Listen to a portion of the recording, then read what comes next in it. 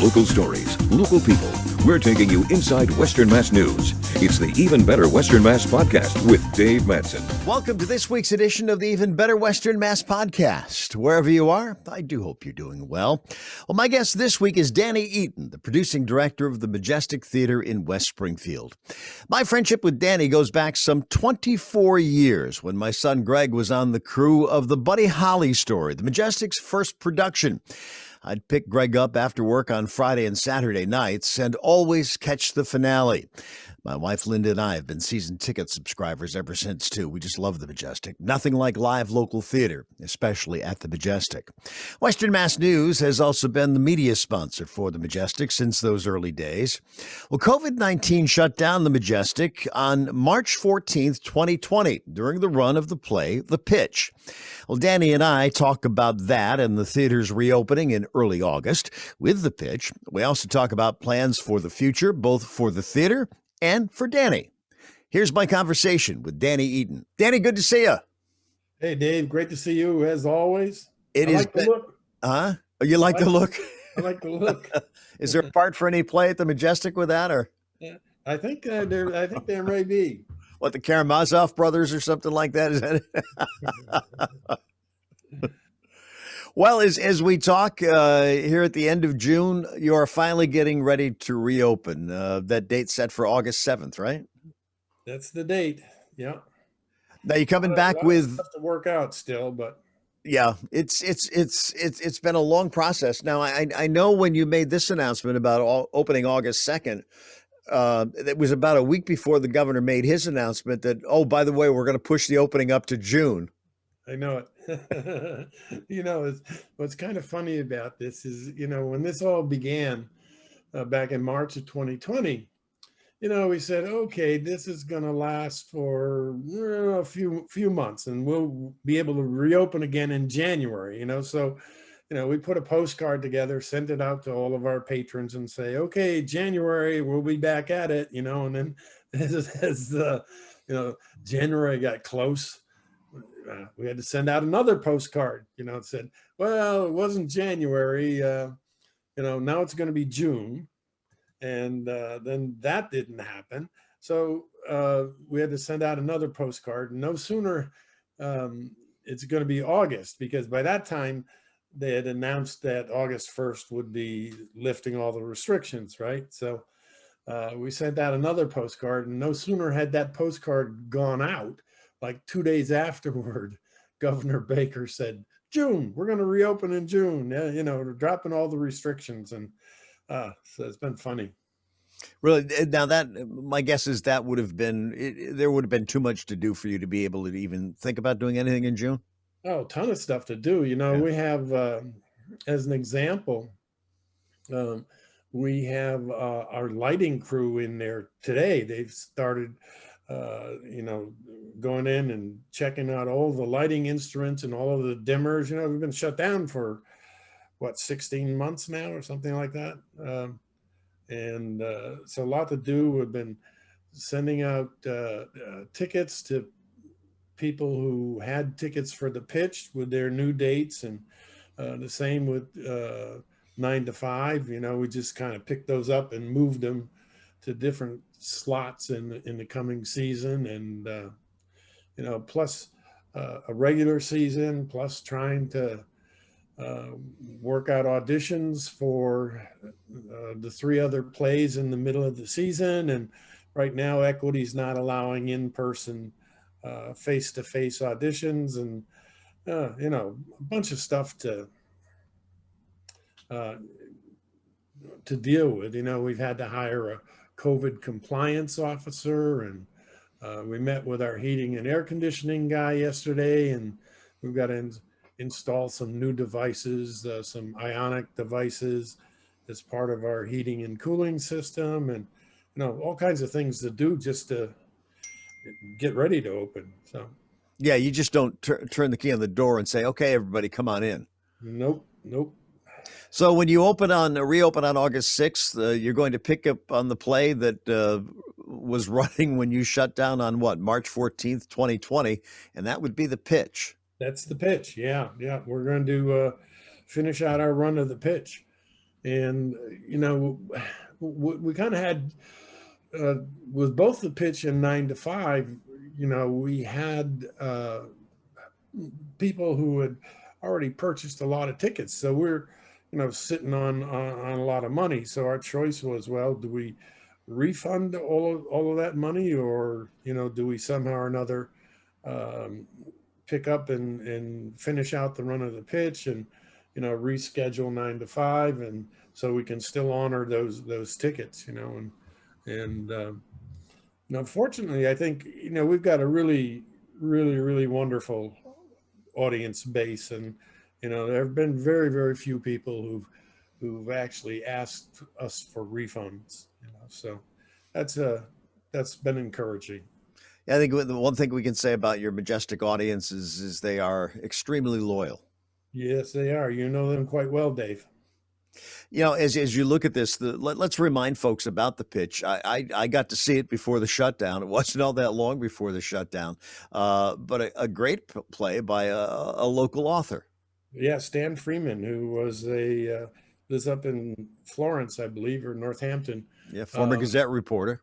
yep, and was a reporter for 30 years, and retired, and did some other writing. He wrote a really interesting screenplay and a film that he produced called The God Question several years ago. A lot of local actors in that, and now this play, The Pitch. The news about The Pitch, interesting news, is right after the run at the Majestic, the show's going into New York, off Broadway at the Jerry Orbach Theater. And it's a little bit of unusual situation. The Orbach is where the Fantastics was for many years, not the original Sullivan Street one, but when they revived the Fantastics. And it's a 199 seat off Broadway kind of space, and so the pitch is going in there for a 2-month run. But it's a funny contract in that we're only allowed 4 performances a week, and we're actually, I think, sharing the theater with another production called The Office, and so scenery and stuff has to be shifted on a pretty much a daily kind of basis. But it's going to be in there for a couple months and running down there, so that's exciting. Now, did this all happen based on the run at the Majestic? Yeah, I think so. Well, Stan Freeman, the author, he had wanted to sort of take it on the road, as it were, and he had planned with the 2 principal actors, John Haig and Julian Findlay, to take it to some other venues, and somehow or another hooked up with Kathy Russell, who runs those 2 theaters in New York, and she liked the play, and I think invited him down there. So, that was a little change of plans, and so, but that's going to be exciting. I know Stan is hopeful that, as am I, that there'll be an off-Broadway producer who will see the show and like it enough to want to maybe pick it up and do a much more traditional kind of off-Broadway run. So Sure. we'll see what happens. You never know. Now, what's your involvement going to be in this?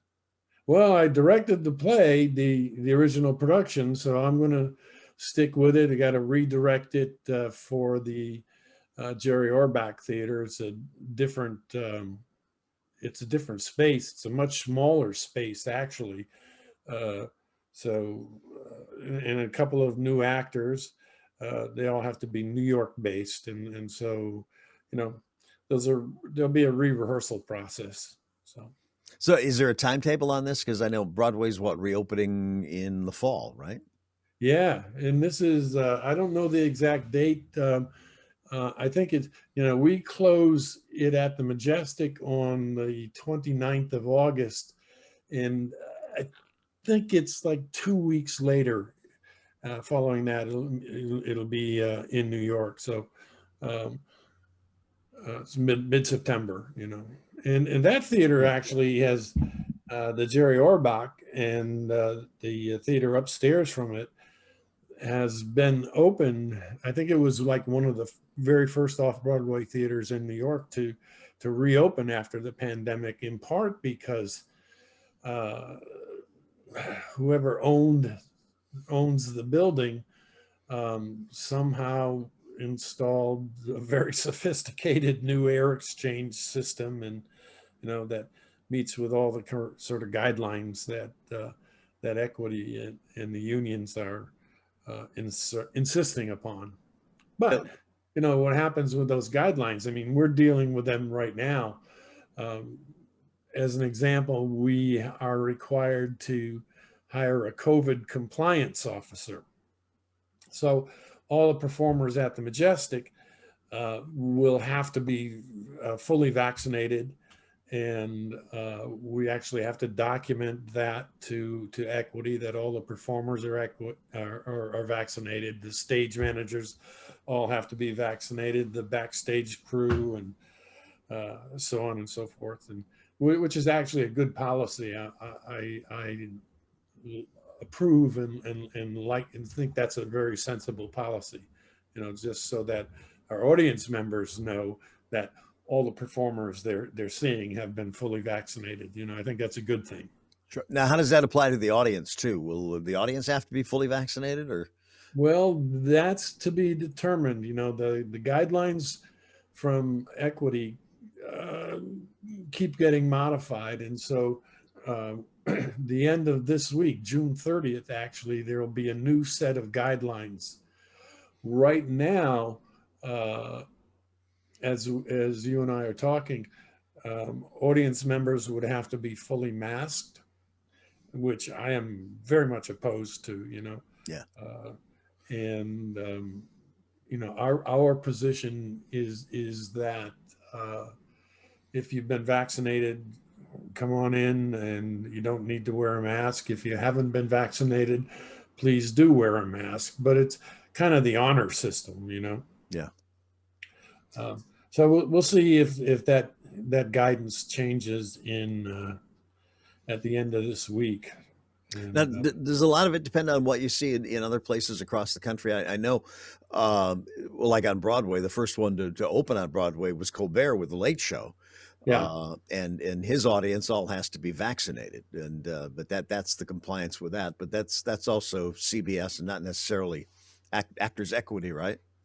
right. That's a different union. Yeah. But it's if you think about just equity, which is the union that we deal with, and all of the theaters all across the country and all of the different contracts that they operate under. There's off Broadway, off Broadway. There's touring theater. There's dinner theater. There's children's theater. Who knows what? There's small professional theater contracts like we operate under.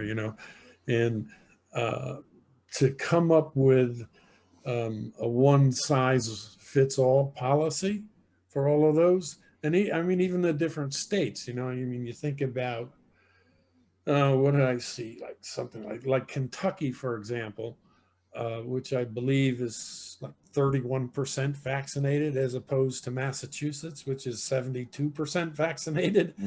So how do those one size fit all guidelines make sense? So Yeah. it's an interesting time. Have you given much thought as to how you're going to feel, and what do you think things will be like when you reopen the doors to the theater on August the 7th?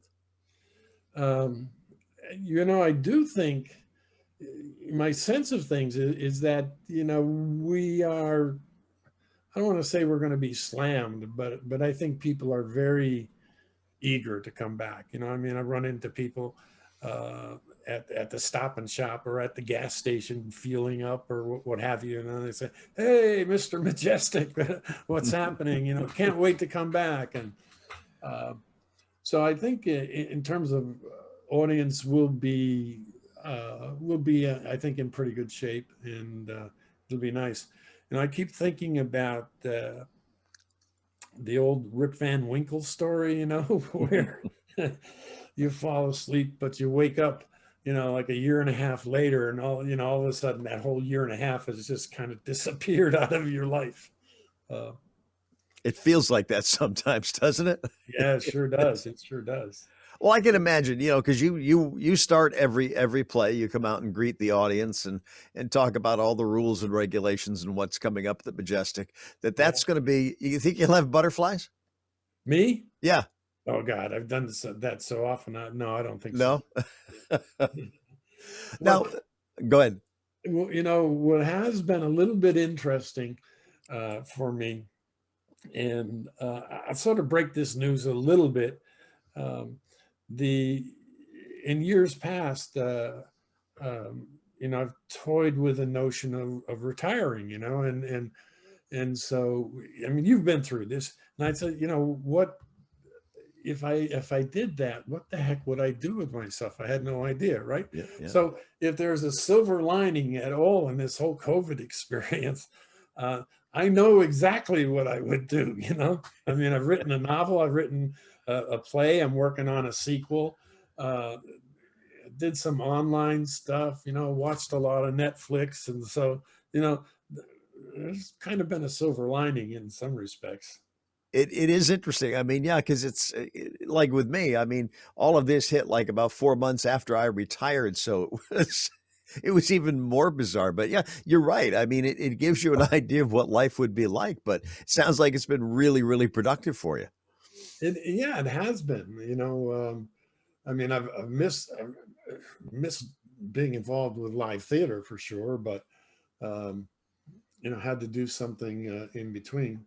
So anyway, this year, I think I'm going to take a couple of months off at different points during the year, a month at a time, and go do some exploring. I've been down in Florida looking around, and you know, we'll see what comes of it. And we've hired Sue DeJura as the associate producing director, so she's on board for that too. And so when I'm not there, she'll be doing the openings and all of those other things as well. So it'll we'll see how it goes. Well, you look at it. That's your baby, and your baby is now 23, going on 24. If we Well, don't count the year you missed. yeah, I know. We say we're going into our 24th theater season in our 25th year. Mhm. But that's just at the Majestic. I mean, we actually started in 1993, so we're well over a quarter of a century. So we look at the 24th season because that'll kick off on September 8th, and you talk about 9 to 5, and that's going to open that season, right? It was supposed to close the other one, but now we'll open this one. No, actually, No? Oh, no. Okay. we've moved it to the close of the season, uh, just because we were just kind of apprehensive. Well, so much was up in the air in terms of COVID and compliance and all that Okay. kind of stuff. We thought, trying to open the season with an 18 member cast show was probably not a good idea, along with a band and things like that. So we've moved that to the end of the season, and we're going to open with the marvelous Wonderettes' Dream On, which is a sort of sequel to that show we did that hugely popular show. Oh, that was a wonderful show. Yeah, we did a couple of years back. So with the same cast and the same band and the same choreographer, and so yeah, that's exciting. And we'll kick off rehearsal for that mid-August, and away we go. And what do we have after that? Right after that is a play called Don't Dress for Dinner, which is, you could think of it as a sequel to Boeing Boeing, written by the same author. Two of the characters share the same name as Boeing Boeing, and but it's French farce, a really funny play. That was another Majestic production too, Boing Boing. right? Boing boing. Yeah. Yep. Yep. And then we'll do our traditional holiday show for sure. So Home for the Holidays is back. Home for the Holidays is back, and then in January we do Betty and the Patch, which is the play that I wrote about, kind of inspired by Betty's in the Patch, that's Yep. really famous restaurant out in Agawam. An Agawam restaurant. Yep. Yeah. And then Noel Coward's Blithe Spirit, classic British comedy, and then 9 to 5. And then we'll squeeze in, Bo Fitz and the Yank Celt Band and Craig Eastman and Dave Kane, Father Misgivings, right, all around St. Patrick's week there. So These were a lot of these were things that were postponed from last year, right? It was or 2 exactly. years ago. Yeah. Yeah. Yep. So, Yeah, it's hard to believe as we look at this. We're coming up on almost a year and a half on all of this, and and again this summer that I know so many folks and their young ones look forward to the children's theater. So you'll be firing that up again next summer, I'm assuming, right? yeah, And summer the for sure. Yeah. open mic and all of the things that you look back over the last year and a half that I know people look forward to each and every year, especially to fill in the gaps in the summer that you've missed for 2 years now. Yeah. Right. As you look at this, you talk about all the changes that you have to make with the compliance officer and everything else. When you look back on everything over the last 15 months or so, you think you're coming out better on the other side on this, or is it just it's too early to even tell about that? That's a little. I think it's a little bit of both. It is a little too early to tell. But the devices that we're installing in the heating and air conditioning system, they're sort of ionic something or another gadgets. Yeah. Um, those are going to be, I think, great additions. I mean, we probably wouldn't have done them were it not for COVID, but it's going to improve the air quality all through the theater, and so that's a really good thing to have happen. So, that's something good that's come out of it for sure.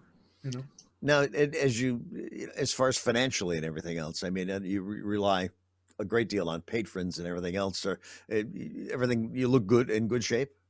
Yeah, we are. Knock on wood. I mean, we qualified for a PPP loan in a year ago, and we got that money pretty quickly.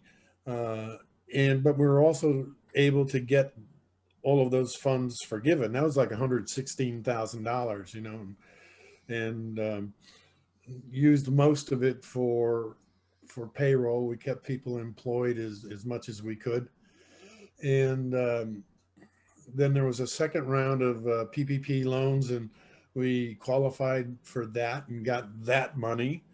We also got a EIDL loan from the SBA for $150,000, which we have to pay back over 30 years, and the interest rate is like, 1.5% or something. So that's really affordable. So financially, we'll come out of this just fine. We're also up for there's another sort of huge grant program out of the SBA called the Shuttered Venue Operators Grant, which was targeted specifically to theaters and movie theaters. If you think about our industry, for example, Yeah. as opposed to the restaurant industry, a lot of restaurants have closed down, but a lot of restaurants have been able to survive through takeout and limited seating and outdoor seating and those kinds of things. Theaters, however, haven't been able to do anything. So that's what this particular grant targets. And so if that comes through, we should be hearing, we're fully applied for that, and we should be getting a result I think pretty soon, maybe end of this month, middle of next month. And so, financially, we'll come out of this all right. You know, I know one of the things you had said all along too, that when the state reopened at 25% capacity and 50% capacity, that yeah, you could have, but when you looked at it at the big picture, it just wouldn't have made sense as far as the number of yeah, people you could put in the theater. right, right. Our box office software, it's a company called Wintix. Early on, they devised, because they have all of our seating plans, and obviously it's all computer generated, and they devised a social distancing plan for us in the theater. And the net effect was that we would have dropped from 230 seats to 47 seats. uh, so we could have opened with 47 seats, and people scattered about in the theater, socially distanced and masked up, but it just didn't make any sense. I mean, couldn't afford to produce at that level, and it doesn't make any sense if you don't have a real audience. And Oh yeah. that's so much a part of what live theater is performing before a real audience. Yeah, to get that feedback from the entire audience itself. Now, we talked about the 24th season, but I know when we had talked in the past that you're also already looking ahead to season 25. Oh, sure. That's a big one. It's a big one because it's the return of Buddy Holly. Yeah. Now, when we had talked, we joked about it. It's not Buddy Holly had he lived to be in his mid 40s. this is No, I this know. is the original Buddy with a new cast. Yeah, it'll be a new cast. I know. I mean, we got a little. It's funny. So, people know this. We opened the theater in '97 with the Buddy Holly story, and then we brought it back at the end of our first season, and we brought it back again at the end of our fifth season, and we brought it back again at the end of our 10th season, and we brought it back at the end of our 15th season. We did not do it at the 20th season, but people kept clamoring for it. We did get some pushback when it must have been at the 15th season revival of the Buddy Holly story. And, hey, those guys are getting a little too old to, meaning Ben and Frank Manzi and Aaron Porcelli, the three guys that played Buddy, Richie Valens, and the Big Bopper. They're getting a little long in the tooth, don't you think? And that kind of thing. You think you may find a way to sneak them into this cast? I don't know. That would be fun. It would be fun, but I don't know if Ben, for example, he's done so many plays with us. Yeah.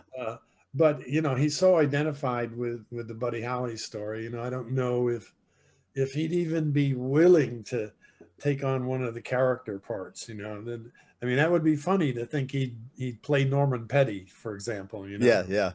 Well, the other part too is we look at Ben's going to be a grandfather. Yeah, that's how far we've gone. Yes, that's true. So that's a good thing, though. Yeah, yeah.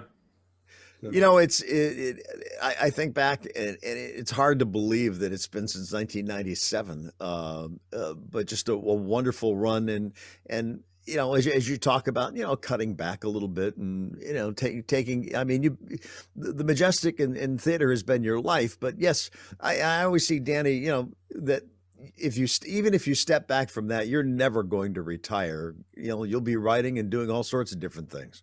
I hope so. Yeah.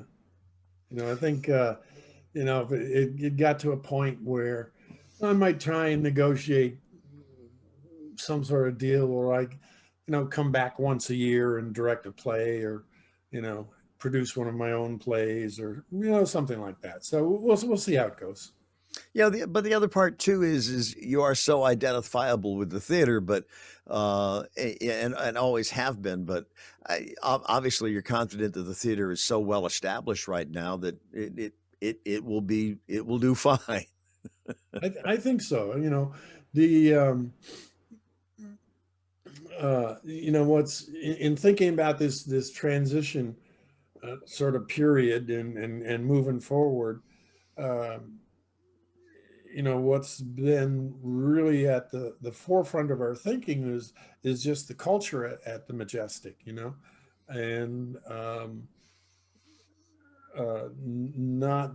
not doing anything, not bringing somebody in that's going to somehow uh, have an impact on that culture. I think that's really important to that's been really important to whatever success we've enjoyed.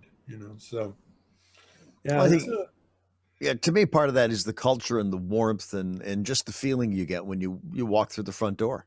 when you walk through the front door and you're initially greeted, that's a, you know, and you get to spend some time in the cafe and, uh, before we even open the doors to the theater. And so, I've always said, for the most part, our patrons are, before they walk in and see a show, they've been really greeted nicely and welcomed nicely, and had a chance to get a glass of wine or something like that. So they're in a great frame of mind already before they even see anything.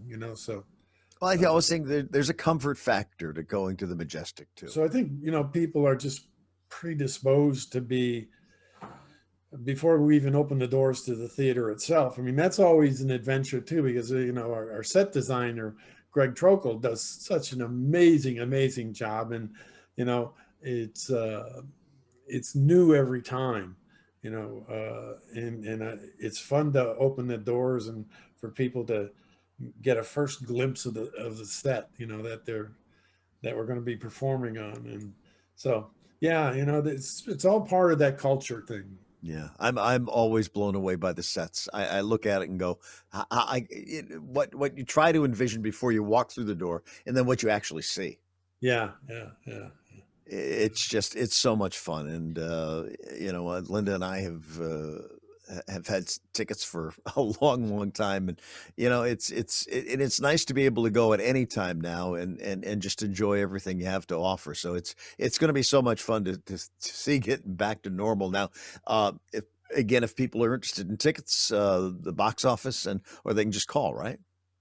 Well, they can. It's the box office opens officially on Monday, which I think is what, the 28th. 28th, yeah. Yeah. So right now, box office is still closed. I mean, people are in there working, but we're not really answering the phones yet. But as of Monday, we'll be fully staffed, and so people can call and book an audition appointment, book tickets, what have you. Yeah. Danny, always good to see you. I think like so many patrons at the Majestic, we just can't wait to walk through that front door again and get that good feeling. Yeah, it's going to be great. My thanks to Danny Eaton for taking the time to be my guest on this week's edition of the Even Better Western Mass podcast. Now, to learn more about the Majestic, you can always go to their website, majestictheater.com, or call the box office at 413-747-7797. Thanks for watching or listening to this week's edition of the Even Better Western Mass podcast. Hope you have a happy 4th of July. Stay safe, stay well, and if you can, join me next week.